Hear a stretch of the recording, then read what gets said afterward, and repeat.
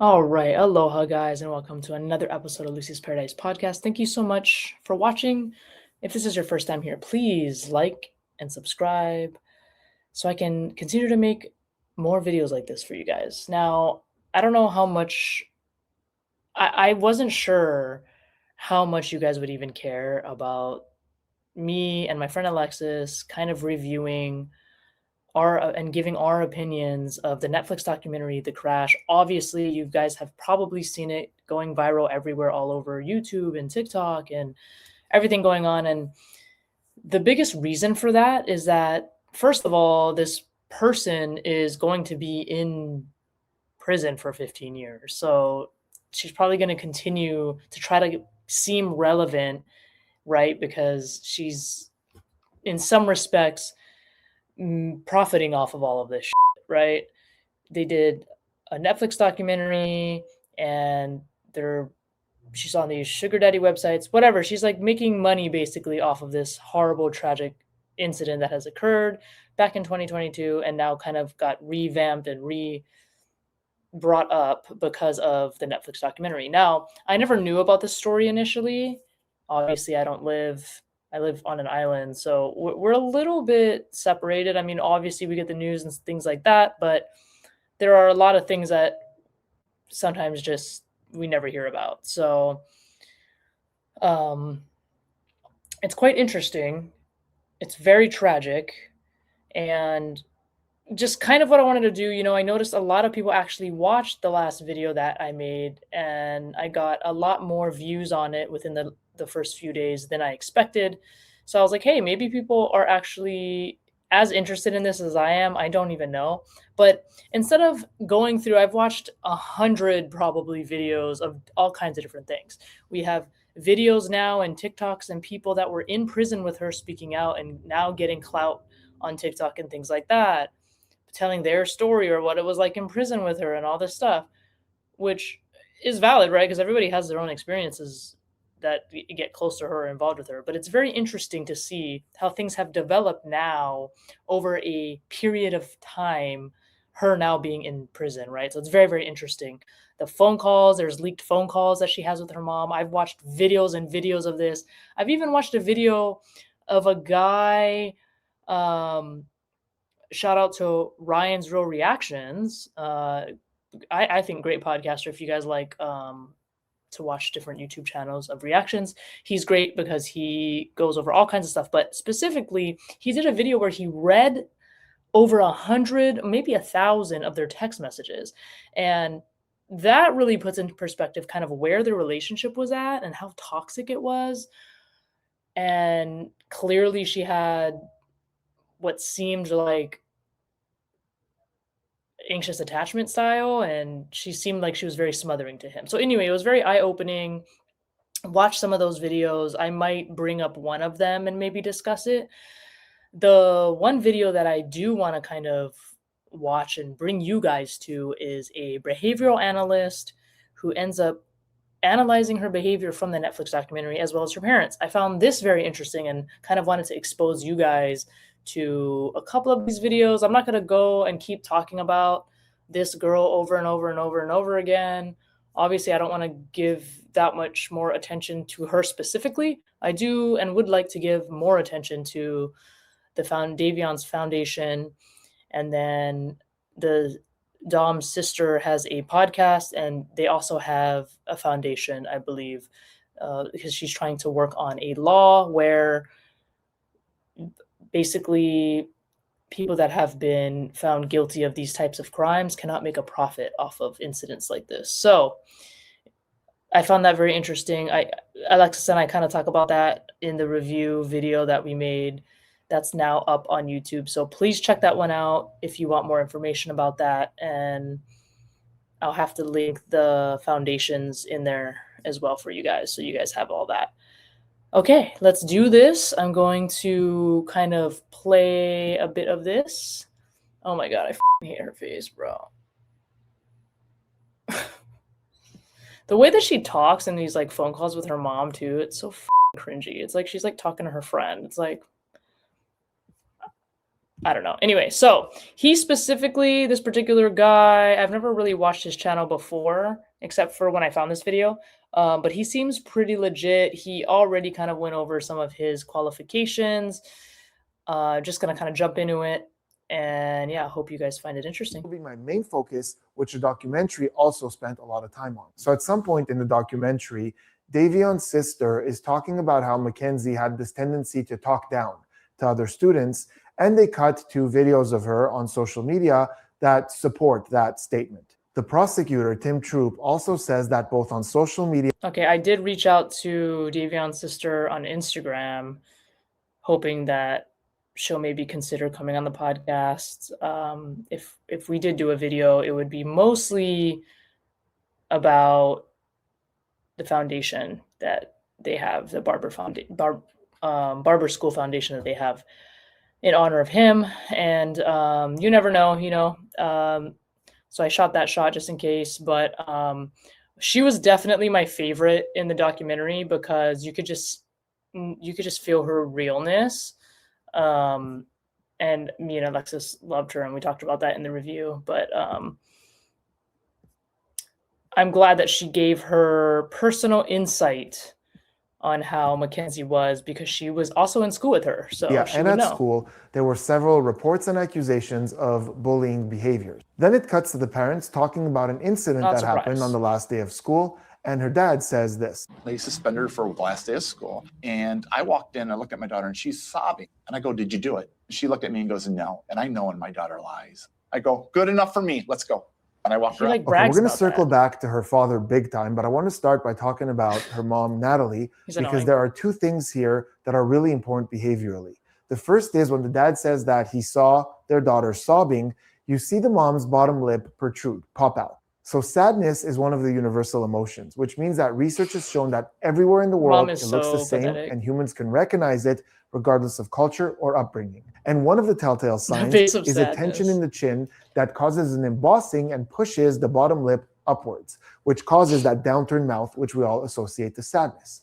Now, in babies, this pushing causes the bottom lip to protrude outwards and curl out a little bit. This is not a conscious gesture, it's completely involuntary and universal. But as we age, we get better at masking that because we don't want this obvious display of sadness.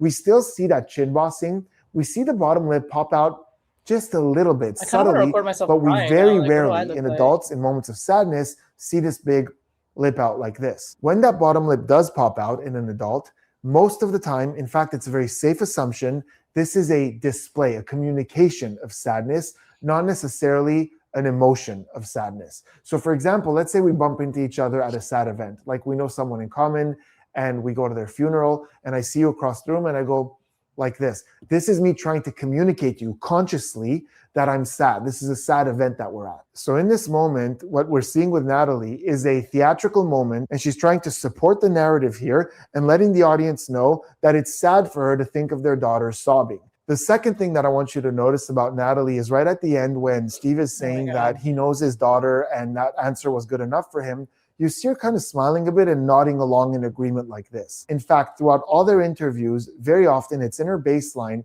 that her nonverbal communication is showing agreement or support of the narrative. She's often even miming out the things that he's saying. And that's really important. Put a pin in that because we're going to circle back to that very soon. But let's talk about Steve, the dad. So the moment I saw their interview, my mentalist reflex kicked in. So for those of you who don't know, mentalists are entertainers. It's a subset of magic. So we use trickery and psychology to make it seem like we know what people are thinking. And one of the areas of mentalism that I specialize in is called cold reading. And you guys can look this up, but it's the art of looking at someone's nonverbal communication, their demeanor, their aesthetic, and making certain deductions about them and working that into the reading that makes it seem like we know things about them. As such, I pay a lot of attention to someone's aesthetic and the choices that they make, the things they decide to put on, because it could give me a lot of clues about the person. And in this case, the moment I saw Steve on the screen, there's something that jumped out at me that I couldn't believe what I was seeing. And it's the fact that he's literally wearing a t-shirt that has a cartoon boom on it. So this type of graphic is very common in comic books, like in Batman, for example, where they put sounds to match what's happening, like pow or bang. The fact that he got dressed that morning for a Netflix documentary being interviewed as the parents of someone who like killed 2 people in a car crash. Like, you didn't grab that shirt and think, oh, this is like highly inappropriate, is like extremely wild to me. Or whatever. And this guy's got one that says boom across the chest. And I'm looking at this going, what happened here? This guy woke up knowing that that day he's going to film a documentary about the car crash that his daughter caused that claimed 2 lives. And he went over to his t-shirt drawer and he went, no, the black one's too dull, too mundane. White Sorry, is you too guys are common. hearing like Oh, repeat that one. That's the opinions perfect here. one to wear for this documentary. Oh, and by Isn't the that way, crazy? Steve is a teacher for a living of art and digital media. So he understands the meaning of art and what it communicates and what we perceive. He's very much in tune with that. So it totally blew my mind that he has this t-shirt, let alone wears it on this interview. That's a good point. And I know that a That's lot of people even right more now wild. are on the hate the Shirillas train and subjectively can look at it and go, no, he knew what he was doing. He's an art teacher, but totally objectively, it's one of 2 things. Either he knew what he was doing, or if we give him the benefit of the doubt, this is a completely tone-deaf, clueless decision to wear this t-shirt and not realize the implication that it has in this documentary. So I went online to try to figure out what is going on with this t-shirt, and I found out that Steve Shirilla was put on administrative leave from the school that he works at. And the school sent a letter to the parents saying that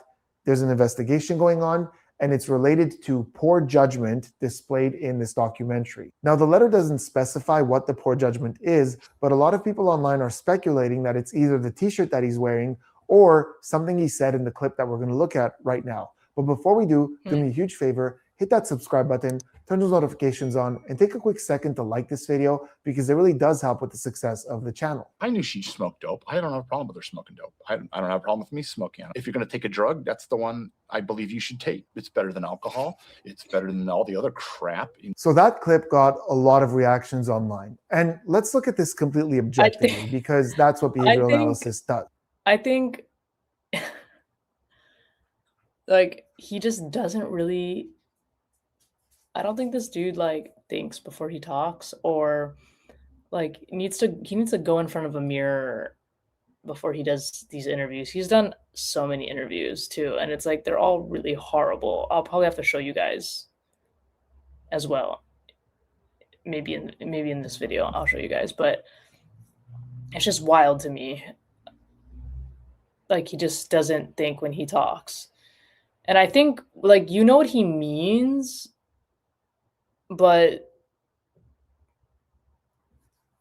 yeah, it's crazy. He's a parent. Like, come on. And if we look at it objectively, it's not necessarily the statement, it's who's saying it in what context. So, for example, if we're hanging out with some parents and talking about drug use in teenagers, and one of them goes, you know, for me, it's not the biggest deal if my kid occasionally smokes weed. I prefer that to other habits.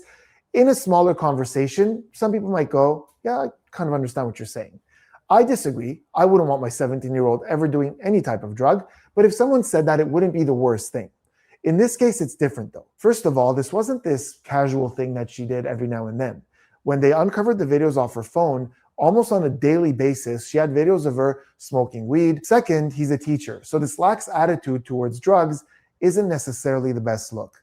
Third, she didn't only do weed. You know, here he's saying that, oh, I prefer she does that one than other ones, but that's not the only one she did. There's another thing here, which is a big flaw in reasoning, because he's going, it's better than alcohol, it's better than all these other drugs, but why does a 17-year-old have to choose one of them? Why can't none of the above be an option? But I think the thing that gets people the most about this is that we're not talking about some random teen who does really good in school and occasionally has this habit. We're talking about someone who caused a fatal accident with THC in her system. And it doesn't necessarily mean that. Okay, what's also crazy about this whole family is that apparently she has like an older sister. Oh no, a younger sister. Apparently she has a younger sister and they like never talk about her. Yeah, there's so much weird uncovered stuff with this family. So, but again, I'm really just emphasizing kind of more of the body language. I kind of want to skip to more when he talks about their body language. This is going to play off. She kind of sees what everybody else sees when they watch this, that maybe not the best idea to go on this documentary and have this complete lax attitude about her weed habit. Am I a perfect parent? No.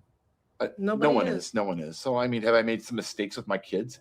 Sure. It's life. But she wasn't a bad kid. She didn't really need to be disciplined a whole lot. You know, her worst is her mouth. Not a whole lot to talk about here behaviorally. We do see a couple of eye blocks from Steve, and this is something he does on and off a lot, and we've seen it in other interviews as well, where he spends a long time with the eyes closed. So universally, when we close the eyes like this during a conversation, it's either because we're trying to keep a thought in or keep a thought out. And this is something we even see in children who are born blind. It's innate. So whether you're trying to hold on to a moment, like a really positive moment, or trying to hold on to a thought, we tend to close the eyes. Or if you get some bad news and you don't want to face it, you close the eyes as well. But they have a different feeling. When we're trying to get a thought, we see this kind of looking around for it. Or holding on to the moment, we see this holding thing. When we're just talking and those eyes closed like this, it's pretty consistent with something that we don't want to face. So here they're talking about their daughter's behavior, and it's quite likely that throughout a lot of this, when you see that eye block, it's because he wants to distance himself from all the problems. It's like he didn't see it back then and he's refusing to see it now. But here we also have the mom who's kind of joining in with the father, saying that, there really wasn't much to discipline her on except for her mouth. So earlier we saw the dad saying that when he went to school, the daughter was crying, and he knows. The thing about this, though, is that they never disciplined her ever anyway.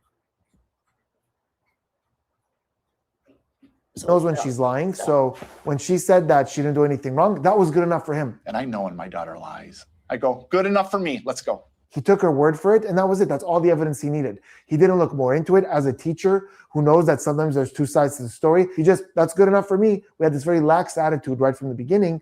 And here the mom is suggesting the same, that there wasn't much to discipline her on. So despite the fact that there are people out there on social media or at the school saying that she was a bully, saying that she had a condescending attitude, you could even go on her social media and see this kind of behavior. They really weren't tuned into it or didn't think that there was something there to talk about. So I think it's not just the one thing of like, oh yeah, she smokes weed occasionally. It's the fact that that's a habit. On top of that, you have the regular use of mushrooms. Really on top of that, you have students who are complaining about bullying. On top of that, you have social media posts that show, some concerning behaviors.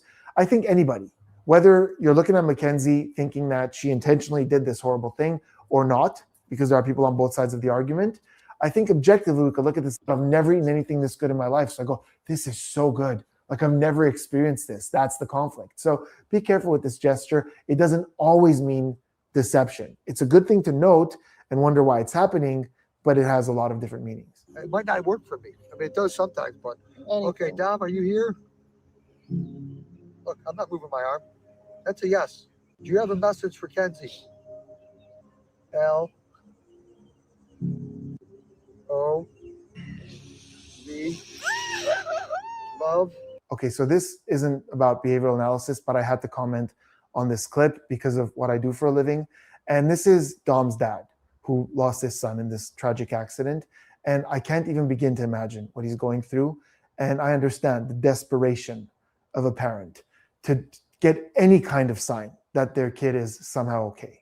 And what he's doing here is a pendulum demonstration where you hold the pendulum like this, and if it swings this way, it indicates yes, this way, no, and then sometimes it does shapes and stuff.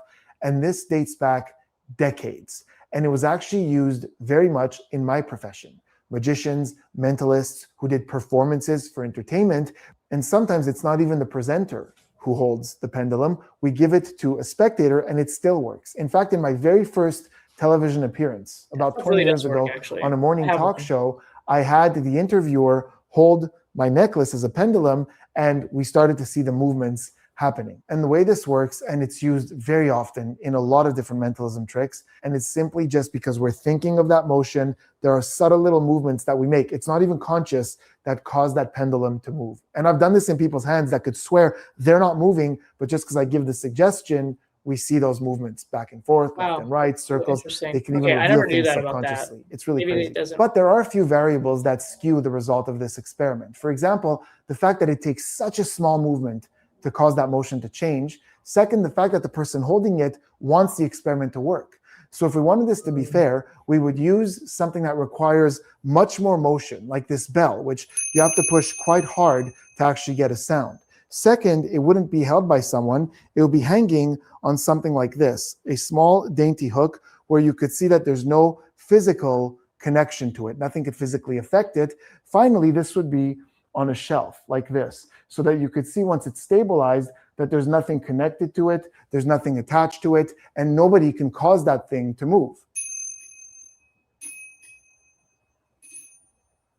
I'm just kidding. That's my pendulum bell that I've been doing in my show for a long time. I've done it all over television. It's completely examinable, and it swings by itself to reveal thoughts that people are thinking only in their heads. It's amazing to see, but the point is there are physical, tangible ways to do things that seem seemingly impossible, like these pendulum tricks. Look, I'm not saying with certainty that there's no way to communicate with the intangible world. To each their own beliefs. But throughout my career, I've seen a lot of people use the same techniques, trickery, and psychology that I used to entertain to claim that these things are real. And the truth of the matter is, if the pendulum was really communicating with Dom, why not have Dom tell everyone what happened? It's a simple question. Was this actually an accident? Yes or no? That should be much easier than spelling the word love like his dad was doing. I know it sounds harsh. I don't mean it to be. It's just I've seen people get taken advantage of way too many times with things that I know exactly how it works because I've been doing it as an entertainer for decades. Interesting. Okay, this guy, I hate the way she sat down too. So, could you tell me why you want to give this interview to Mackenzie? All right, now it's Mackenzie's actual interview. And the moment she sat down, I noticed a couple of things almost instantly.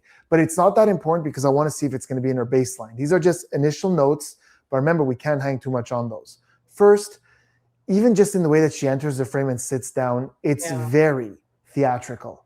It's like someone who's used to that camera because she used to post on social media a lot. Second, as she sits down and she's waiting and the interviewer asks the question, we see two things. One, I'm sure a lot of my regular viewers caught, is a quick scrunching on one side of her face. The lip goes up like this. So the scrunching on one side of the face is also a universal emotion recognized all over the world, and it's the expression of contempt, which means looking down on something or someone. And it's characterized by exactly attention on one side of the face. Sometimes it looks like this, sometimes it looks like this. And it's often accompanied with this kind of side look that we call looking askance, like this, right? So you're looking down on someone. Now, there's a really important note here if you look at Mackenzie's face. At rest, when she's not reacting or emoting in any way, you'll notice that there's a much more defined line on the left side of her nose than the right side. So it stands to reason that it's part of her baseline, and the way that she communicates that often this side of the face goes up. It's important to note with Mackenzie that several of her classmates and an inmate who had some experiences with her have said that she had very condescending behaviors and a Mean Girls vibe. And they even compared her directly to Regina George from Mean Girls. So it stands to reason that someone who does have that contemptuous attitude will often have that face of contempt to the point where it causes that aesthetic. The exact same way that people who are very empathetic end up having a lot more wrinkling here at the top of the forehead because those eyebrows go up a lot in empathy, so it causes those wrinkles to become more prominent. Or someone who's very sad throughout a long time of their life, we start to see that musculature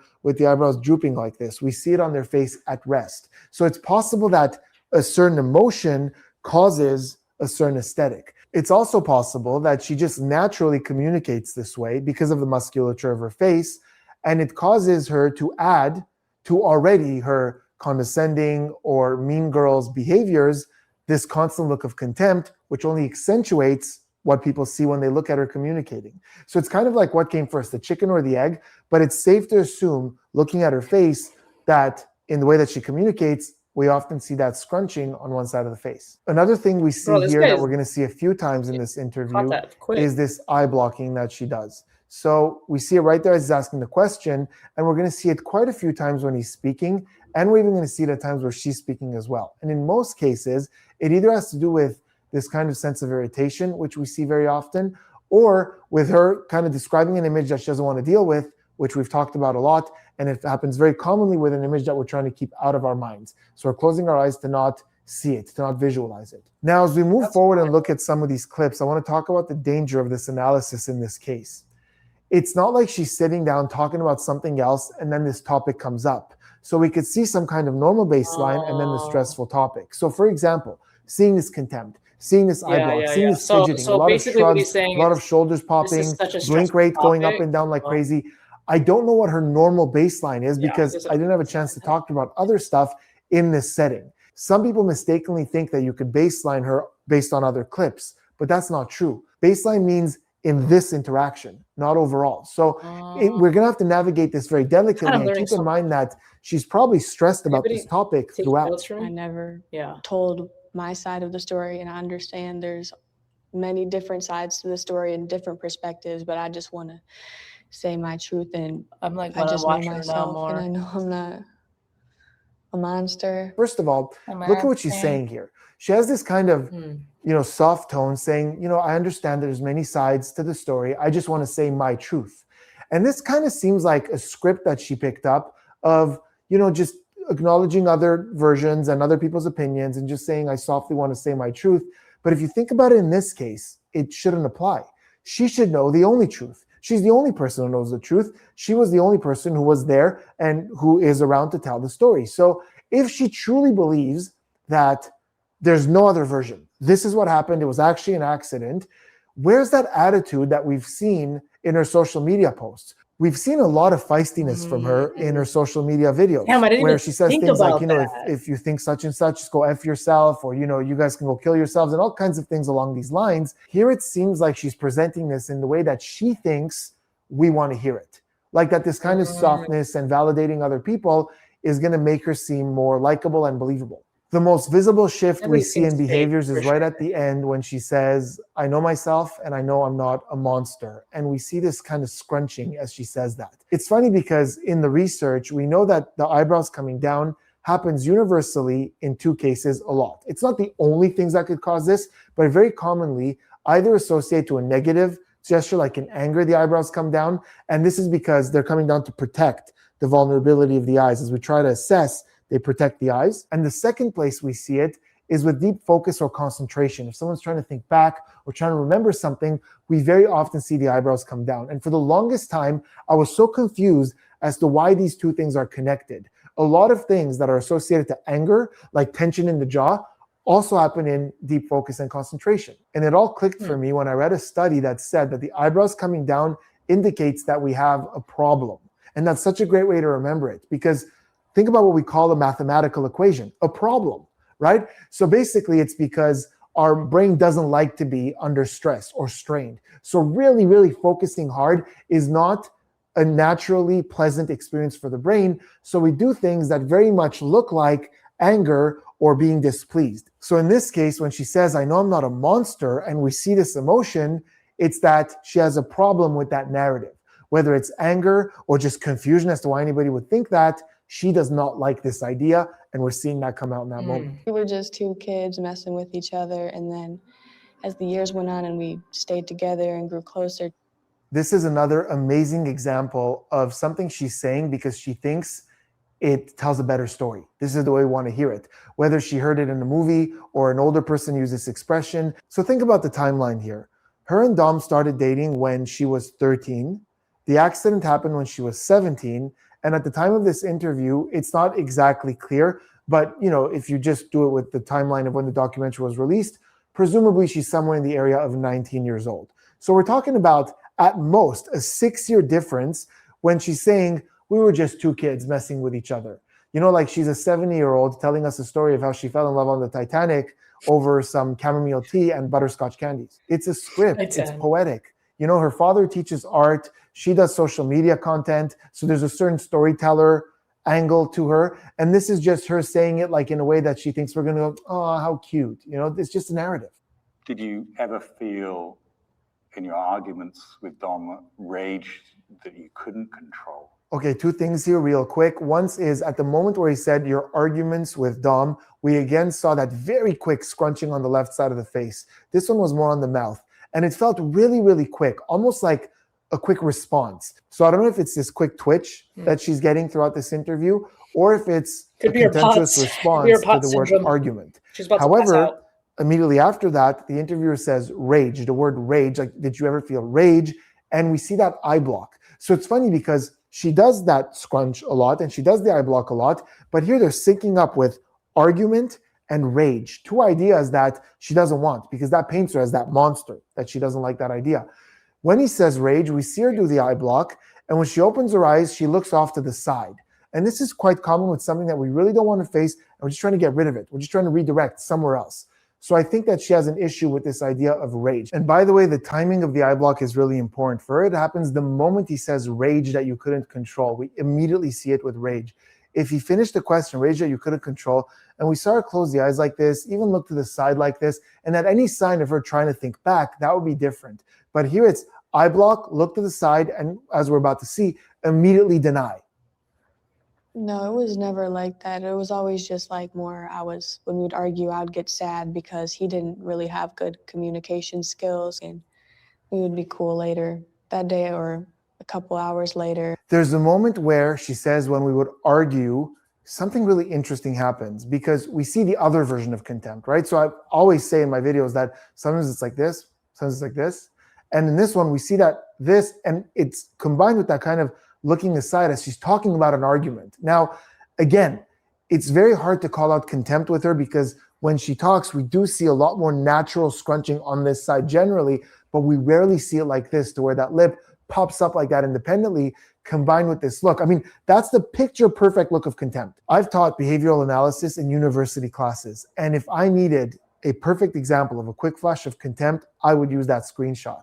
And it's different enough from the way just that one lip pops up for me to think that there's something here, some kind of negative thought. We also see two eye blocks, one right towards the beginning and then one right towards the end. So that could again show some kind of distancing from this topic. And right at the end, it appears like there might be a one-sided shoulder shrug, but it's too zoomed in for me to know if it's just a shoulder shrugging or if she's gesturing something with her hand, and as a result, the shoulder is moving with it to illustrate. She does every now and then, move with her hands and her shoulders a little bit, and then she'll go stretches where she doesn't. So it's hard to tell. If it is a one-sided shoulder shrug, it's something that's often talked about by Joe Navarro, the author of What Everybody Is Saying, former FBI agent and best-selling author who's been on the channel before. Ooh. And he says that when you see that one-sided shoulder shrug, it often denotes a lack of confidence in what the person is saying. And they're trying to use that shoulder to kind of convince a little bit more. Oh, and by the way, we're talking a lot about contempt today. Right at the beginning, as she's saying no, we see kind of, it's not really a scrunching, but a lifting on the other side. So usually we see it on the left side, these scrunches or the lip coming up. But right in the beginning, as she's saying no, we kind of see the right side of the mouth going like this a little bit. But you'll notice this one is lacking that scrunching element. It's not causing a line on the side of the nose. With contempt, it typically looks more like this kind of thing. Like you see this scrunch, whereas here it looks a lot like when we're correcting something. There's this very subtle smirk that we often see when someone goes, no, that's not quite right. Like almost there. It's almost like a lip compression with a smile at the same time, but not a hard one. I really quickly want to talk about the no gesture at the end when she says would be cool later that day or a couple hours later. And we kind of see this much more subtle no gesture. So it's not like that illustrator when we talk to say like, we were really good friends, and it kind of matches that cadence as you illustrate with it. It's just kind of a little bit of a wiggle between the sentences. It's even happening throughout after she's done talking. We would be cool later that day or a couple hours later. I tend to give a little bit more attention to those more subtle little jitters between sentences that don't seem to match the rhythm of what someone's saying. Because when it matches the rhythm of the speech, it's a lot more of an illustrator that helps me say the message. So like, we would totally be fine later, right? See how that matches? We would totally be fine later. It's matching the cadence, as opposed to we would totally be fine later with this image for her. I always tell everybody that she has PATS. What do you think happened to cause the crash? Through all the evidence that has been presented, the most logical speculation seems to be a medical emergency. She did the eye Okay, thing this was again. a huge moment, both moments. So first of all, what the mom says there, the structure is really interesting. She says, I always tell everybody that she has POTS. And that's a different statement from saying she has POTS. In saying I always tell everybody, it's kind of like trying to convince the audience that, oh no, this is totally a thing because I always tell everybody. Now, here's a caveat to this.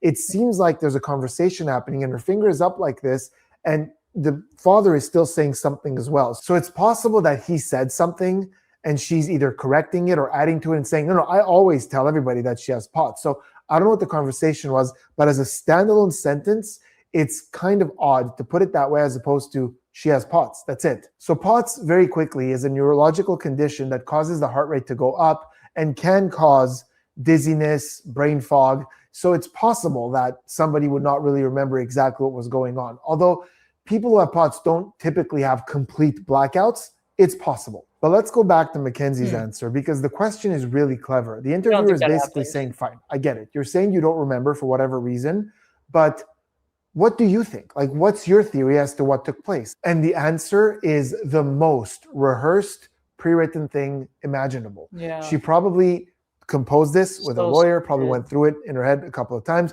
We can even see in the way that she looks to the side, she's trying to remember the correct words. And she comes up with, through all the evidence that's been presented, the most logical speculation seems to be a medical emergency, which is a lot of fancy words to not give us much of an answer. What medical emergency? Is she talking about the POTS? If you listen to the jail phone calls, she does not sound intelligent at all. She doesn't even sound like she would know the word medical or emergency. Like, she does not sound educated. I'm just saying that a lot of what she said in the documentary, and keep in mind, I watched the documentary first, and then I watched a bunch of other documentaries that had more like body cam footage and stuff, and then now I'm hearing all of the jail phone calls.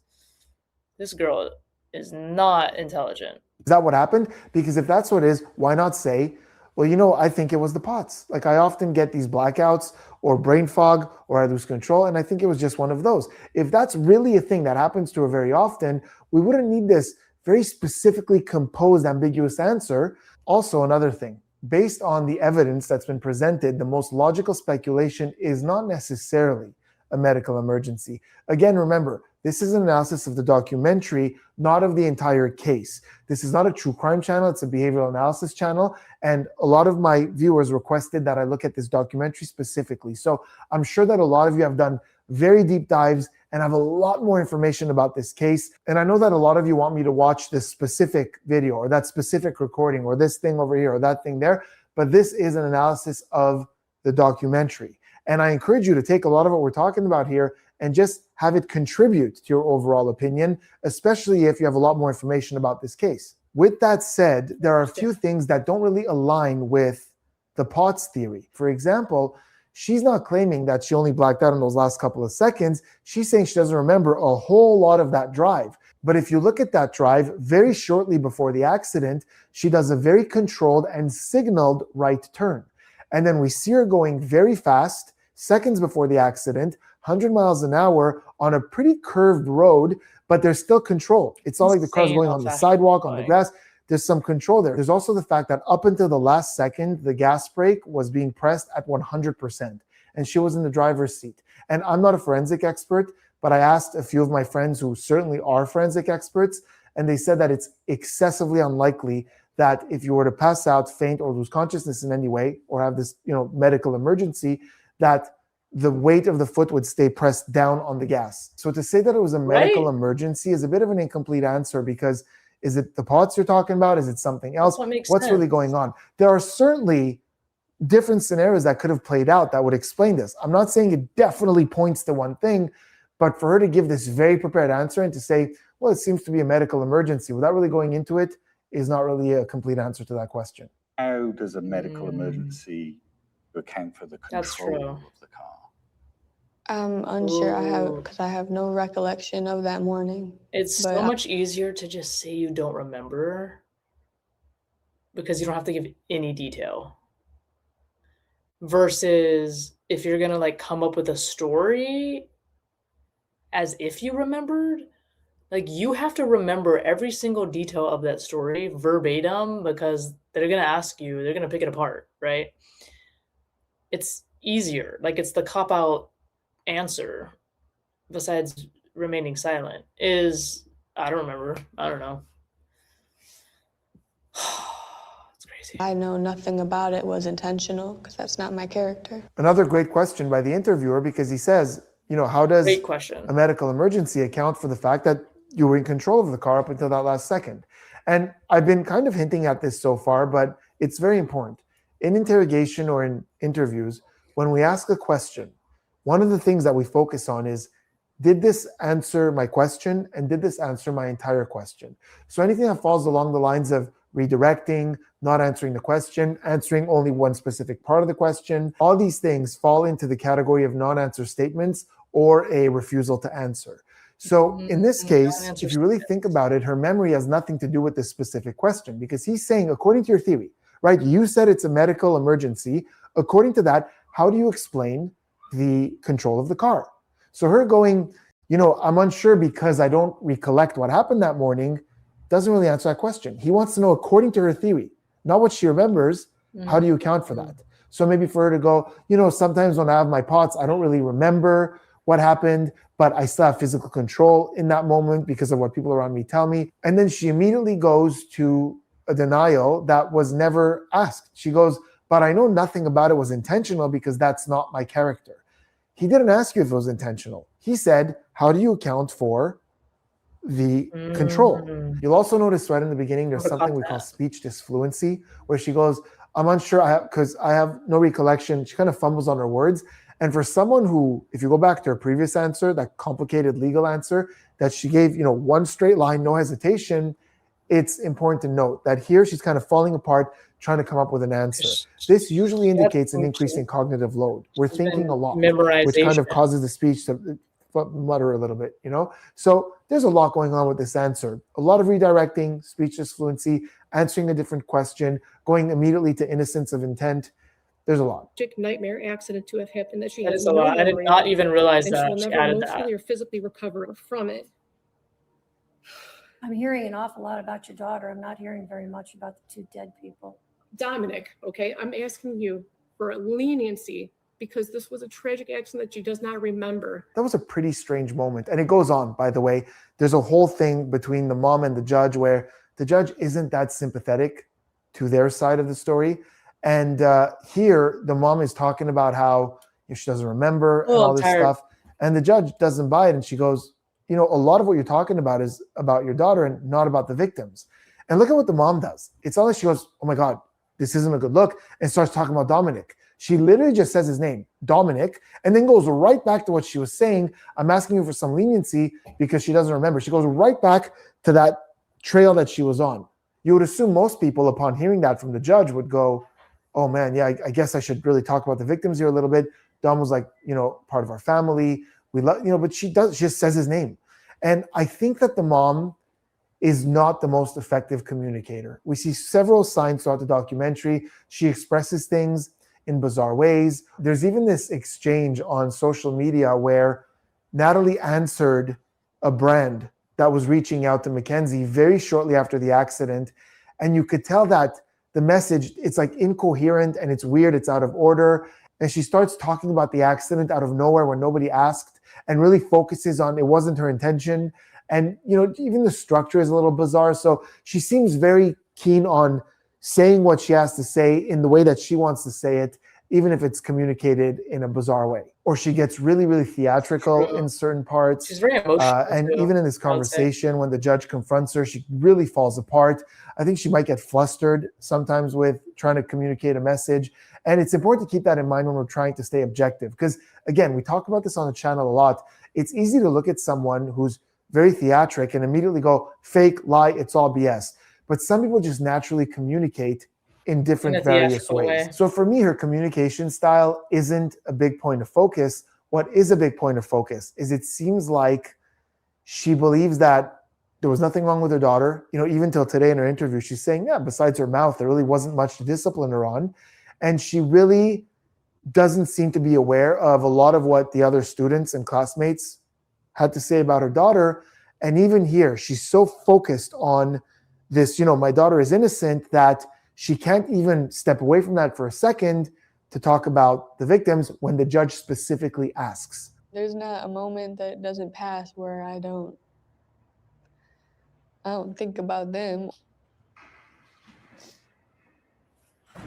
Is there any last word that you'd like to say?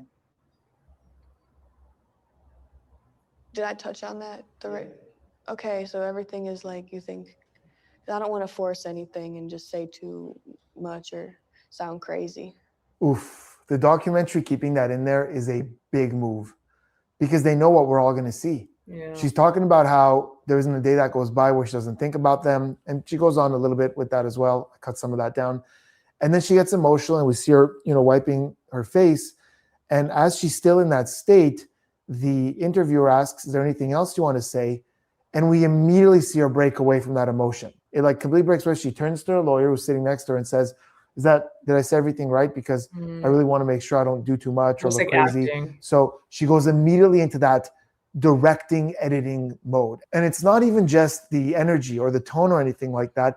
It's the fact that her mind immediately just goes straight to, hey, how is this looking? How's the perception here? So her mind immediately goes to how she's coming off rather than what she's actually feeling, which you would think that in that moment, if she's actually feeling something, it would at least take her a second to kind of think about it and just, maybe be in that emotion, and then maybe then turn to the lawyer and say, I don't know, I think that's about all I had to say. Is there, more like that as opposed to just cut.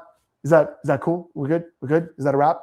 I'm big on the no intent. There was no intent whatsoever. I have excessive amounts of remorse for Dominic, Davion, both of their families. This was not intentional, and I will do everything I can to prove that to the world and the families.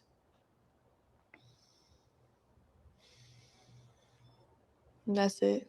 And then we wrap up with going right back to intent.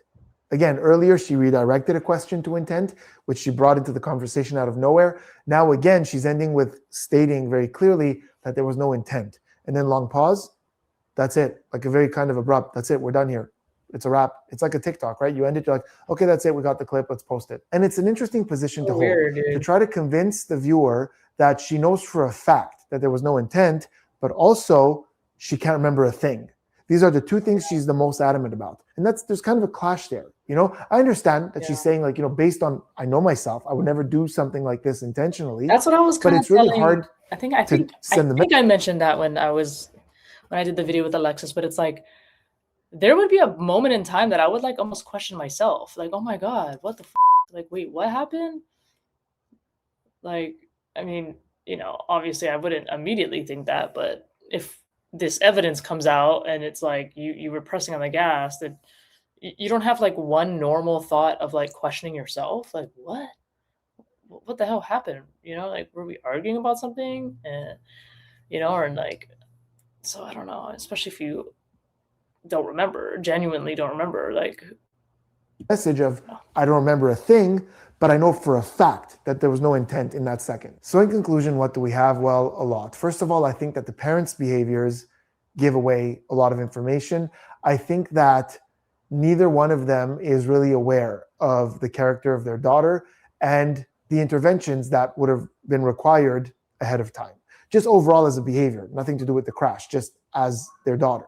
I think that the mom is maybe one of the more fascinating people to analyze in this case, because we literally see in her behaviors that she's not willing to consider outside information that don't fit this very set narrative in her head. And of course, nobody wants to admit that their daughter did this intentionally, so it's kind of like ignorance is bliss. The dad, I think there's quite a bit of cluelessness there. I mean, the tone that he has pretty much in this entire interview, the t-shirt that he's wearing, that he chose to wear for this, a lot of it just indicates that he's not really that great at deductions. And this kind of cluelessness that they have has a much more serious implication than a lot of people realize. Because here's the thing, they don't know what happened. They weren't there in that car. So to form their conclusion, they have to use two things: deductions, using logic, and knowing the character of their daughter.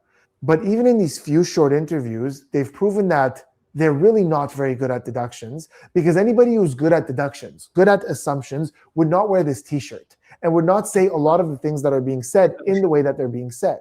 And on top of that, they've proved that they really didn't know their daughter that well, because there was all these things that she was going through, and they seemed to think, no, there's nothing to talk to her about. And he said, I trust my daughter. We're good. That's it. That's all he needs. So based on those two things, the fact that they're really not good at jumping to sound conclusions, and the fact that they don't really seem to know their daughter that well, I think that whatever they think happened, you really can't put too much weight on that. When it comes to Mackenzie, if you want answers about the forensic possibilities or the medical possibilities, there are tons of people here on YouTube who are experts in those fields talking about that. And I trust you to take in all this information and put it together to form your conclusions. But behaviorally, this was really good. I'm really glad I got to expose you guys to this. I do want to show you guys one more video where we can read just a little bit of the text messages. Reactions. Let's see.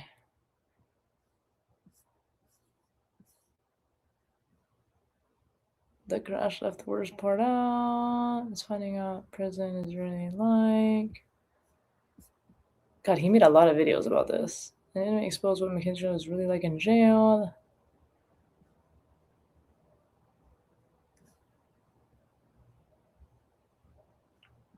The worst interview ever, yeah.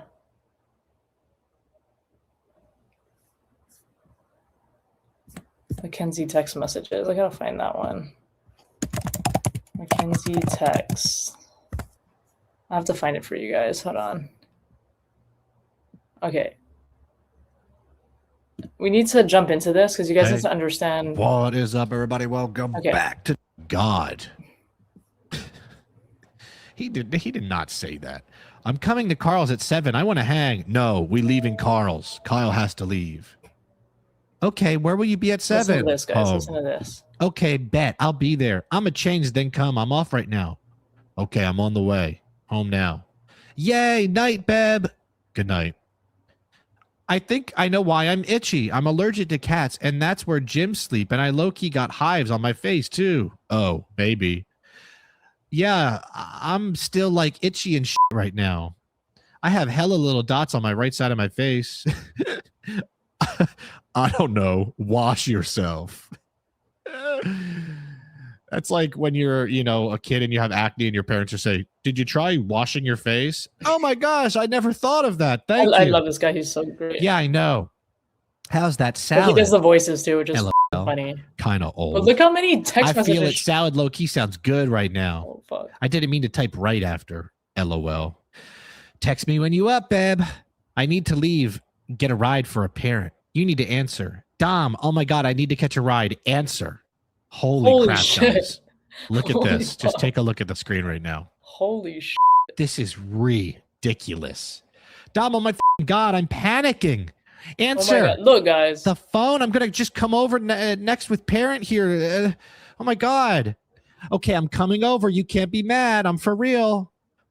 You can't just be doing this to me for real. I need to come over in the morning, and you know that. Where are you? I'm half asleep. Oath of DC. Watic Shirilla 18. Question mark. What the fuck? Now I'm awake. Where you at? Bro, Carl called me off. It's just me and 2 older dudes. I'm bummed. Also, that weird ass Dom kid is sitting in front of Taco Bell. Another Dom. And then he just goes, damn, that sucks. So just avoided everything. You mean the meme page kid? Yes, he came up to me and was like, hey, Kenzie. LOL. I'm having fun, low key. So what was with that freak out? They just passed a 20 text. Oh my God, she's the manager nuts, cool, and we're not gonna go through this whole thing. He made so many videos. You guys should watch. There's a lot more. I just wanted to give a little snippet of like. It's so funny. She sends like 17 text messages. He sends like 1. Laugh out loud. There was something going on, you guys. There was something going on more than this bitch is ever going to admit. One day, I mean, you got to be careful what you're saying in prison, girl, because you have all of these prison girlfriends ratting you out. And anyway, this stuff has been so interesting, you guys, especially watching and listening to all the text messages. This shit is crazy. It's so nuts. It goes on and on. He read like 1,000, and it just sounds like he just really wasn't that into her. She's like obsessive, I mean, what do you expect? When they got together, she was like 13, you know what I mean? So I don't know, but I don't know a lot of people that think she's innocent. So I'd love to see evidence for that, honestly. But I hope you guys like this video. Hope you got to see a little bit more about what's going on with this crazy psycho. And if there's any other interesting videos you guys want me to review, let me know. I'm watching Love Island right now. I don't know what you guys think about that. I don't even know what I think about that. It's kind of messy. I also am rewatching season 6 of Love Island and past season. I think I stopped watching after like season 2. It just and now it's like way more sexualized than it was back in season 2. So I'm like, what the heck? So yeah, I mean, it's just trashy TV at the end of the day. But yeah, let me know. There's a lot of documentaries out there. So if there's any other things you guys think I should review, let me know. Follow Ryan's Real Reactions because he does a lot of interesting videos about this. And if you want to dive more into the Mackenzie Shirilla stuff, that might be something that's interesting to you. But I'm glad we got to kind of react to the behavioral guy. He is so smart. I learned so much. I am kind of sad that the pendulum things don't work, but thank you guys so much for watching. I super appreciate it. I'm going to have a giveaway coming up really, really soon. So please like, subscribe, watch all my videos, and yeah, turn on that notification. So when I do post videos every Friday, you'll know and you can watch them. Thank you guys so much for watching Lucy's Paradise Podcast. Aloha.